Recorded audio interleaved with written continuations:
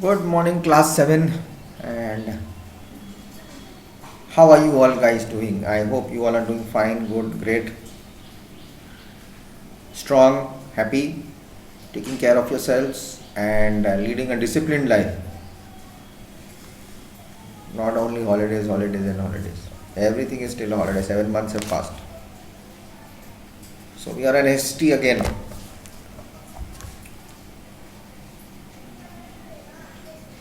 We have done the simple majority system. We had done it till the last class. How many votes should a candidate get to win an election? This can be different. There can be a different criteria for this. The absolute majority and simple majority are two such systems.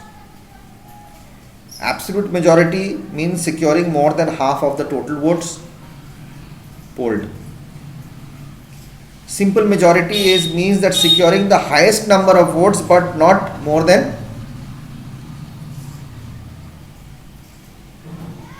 that the winning candidate may or may not have secured more than half of the total votes polled. This is most commonly used system of election. It is used in our Lok Sabha and Vidhan Sabha state assembly elections. Simple majority is got votes but not more than half. According to his party, his level, if there are 44 votes, he's got, there are 4 parties. So you have to get more than 44 votes, more than 22 votes. But he's got 18 votes. Rest other is declared. He could not win, but he's got his majority. But that is a simple majority.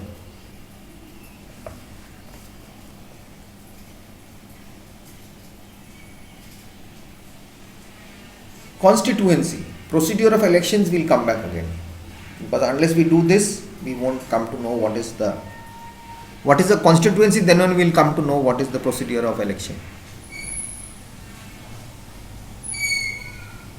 Constituency. A constituent is a voting member of a community or organization and has the power to appoint or elect. A constituency is all of the constituents of a representative. It is sometimes called a parliamentary seat or a division. Okay.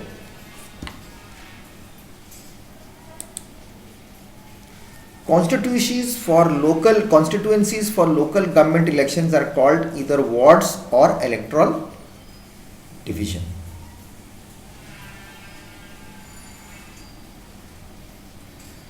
Then there is constituencies and reservation of seats.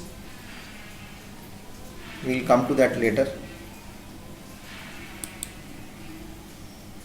Okay. Electoral constituency refers to a territorial area which elects and sends one representative either to the parliament or to the state assembly.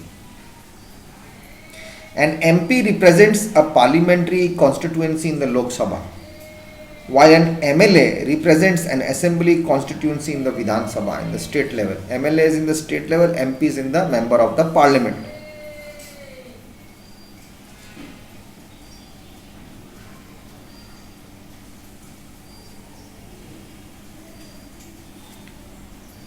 I have one and I have got that power and I am going to send one representative to that place, constituency.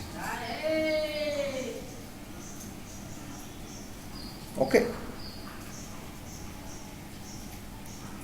It's a voting member of a community or organization, has the power to appoint or elect someone. A constituency is all of the constituents of a representative.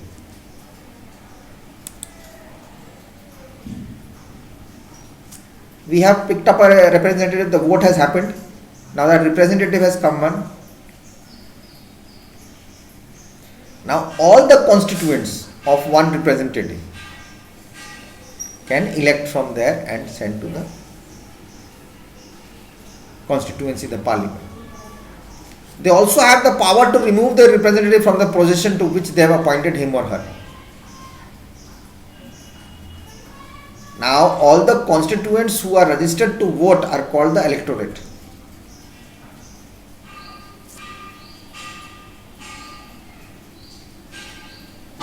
Now, electorate are the people or citizens like we of a state who elect representatives to represent them in a democracy.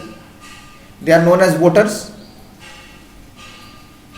Voters are people who normally votes in an election, and they vote for their favorite person, that if or she wins, he or she will lead to a more favorable country. Correct?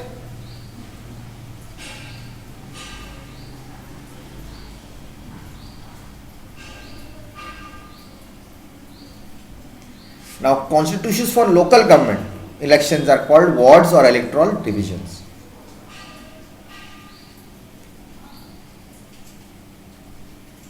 Separate countries have got separate thing. Northern Ireland has, the Scottish Parliament has, the National Assembly of Wales has, London Assembly has, all different type of categories.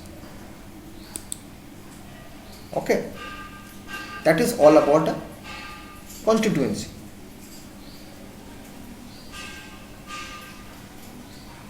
Now, what is the function of this procedure? We'll come to this. Every country has its own system and procedure of elections. Okay. In India, wherever a new Lok Sabha or a state assembly is to be elected, or if a by-election is to be held, the election commission draws up a program of election and announces it. Let us read the steps involved in an election procedure, how it actually takes place, how it happens. The President of India issues a notification calling upon the people to elect their representatives. To constitute a new Lok Sabha, similarly governors issue a notification to elect a legislative assembly in the states. President in the national level, governor in the state level.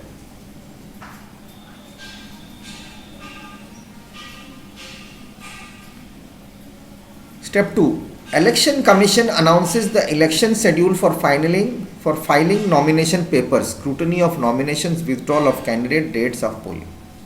Now, who are the candidates going to file in for the nomination? Will they get a ticket to stand? Then only they'll start their campaigning. I want to nominate. You want to nominate yourself. You want to stand in the elections. So you have to nominate. They're going to see what is your criteria, what is your background. Political parties select candidates for various constituencies. A few non-party or independent candidates may also contest elections. Any citizen of India whose name is included in the voters list and is at least 25 years of age and who is not a government servant can contest elections. You can also stand for election, but only after the age of 18 you cannot do a government job. Independent. You have to go with you have to have your own money, source of own expenditure. There will be no backups. But once people start knowing you, they know that you want to do something, they will start voting for you. If not the first time, the second time you will be very much known. It takes time. Everything is not, you cannot make Taj Mahal in one night. Isn't it? So I'll come back in the next video.